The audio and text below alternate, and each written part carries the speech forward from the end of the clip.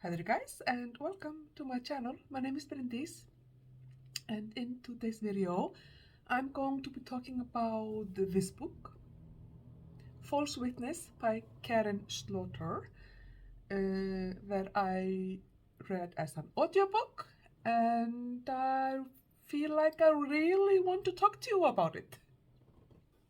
So this book, False Witness, is a suspenseful thriller by the queen of suspenseful thrillers, quite possibly, Karin Slaughter. So a short summary is that the main character, Lee, is a defense lawyer at a big firm in Atlanta in the US. And she is given the case of a man being accused of brutal rape. And through meeting this man, she realizes and discovered that he is actually the boy that she used to babysit when she was a teenager. And kind of the story of that and his father becomes a major plot of the book. Another prominent character is Lee's sister, Callie, who also used to babysit this man when he was a boy. And what follows is a very thrilling story, kind of like a cat and mouse type of a plot, and where the sister's past plays a very big role. Karin Slaughter, I'm sure you know about her. She's an American thriller writer. She's written, I don't know, 20 plus thrillers in her life, and she wrote the Will Trent series, which is very good, excellent, and she also wrote the Grant County series that I also enjoyed very much. I really liked the main character there, Sarah Linton, who's a doctor. So she's a pediatrician in a very small town, and because she's more or less the only doctor there, she's also the coroner, a part-time coroner, and therefore takes part in solving murders. I've read, I think, all of that series, and I really enjoyed that, and some of the Will Trent series as well that I enjoyed. Generally speaking, I think that Karin Slaughter is an excellent thriller writer, and I've really enjoyed her books. They are quite brutal, and this book is no exception. There are very brutal descriptions of sexual violence, abuse, and attack, and murders, and all these things. So this is definitely not necessarily a book for sensitive people or people who may have some trauma regarding that. But I find that it doesn't go overboard. Like, I feel that the descriptions that she gives are not just to shock, but they are actually to really make us hate the man who did those things. Anyway, so this book is very interesting. At first, when I started reading it, I was just like, no, I don't want to read this book. There is a lot of COVID in this book. The book takes place in 2021, and she does actually have like an appendix in the book where she explains why she talks about the pandemic. Yeah, I'm not really one part of me thinks that it's weird that we have TV shows and movies and books that obviously take place during COVID and they don't mention COVID. But at the same time, when they do mention COVID, I'm like, no. Like, I don't want to remember. I don't want to go back there. Like, no. So I'm definitely a little bit of a mixed bag there. But I find that actually when you kind of get into the story, you find that is actually a super important part of the story and of how it develops, because during like the strictest restrictions, at least obviously in Atlanta and in the US, it impacted the judicial system quite heavily, like juries and people who are able to attend trials and stuff like that. So that obviously impacts how you as a defense attorney prepare your defense and kind of defense and like selecting juries and all of those things. So it makes you understand why she's talking about COVID. It had an impact on the plot. And I also think it's really interesting how she uses, like, everybody was wearing masks. Then there are like a few people who don't wear masks, and those are just like the super rich, entitled, like the partner of the firm or something, that like normal rules don't apply to me because I'm so rich type of a person. Or like and like her descriptions of some people it was so funny, where like some people have like the mask below their nose. Like, so as the virus would only go through your mouth. It was just, some other things were funny because those are the things that we used to make fun of as well, right? Anyway, so I thought that was like at first I didn't like it, but then I kind of got over that and realized why she did that.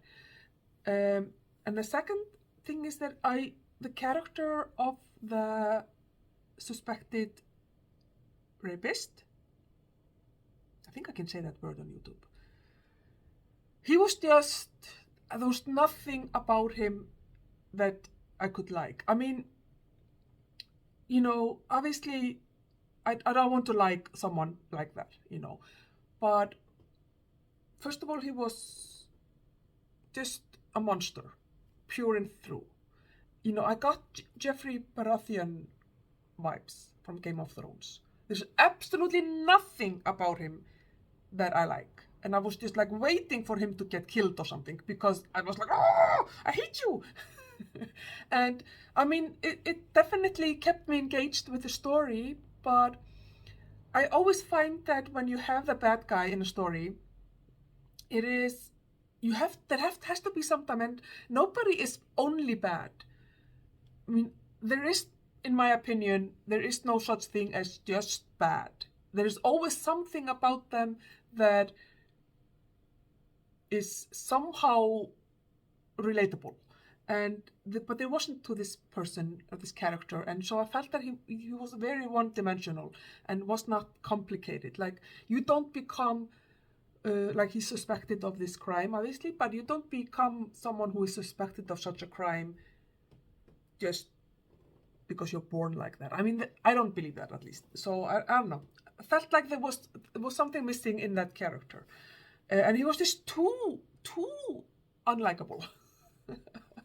But apart from that, I really liked every other character, or most of the other characters I really liked, or I thought, I didn't like them necessarily, but I thought they were well written.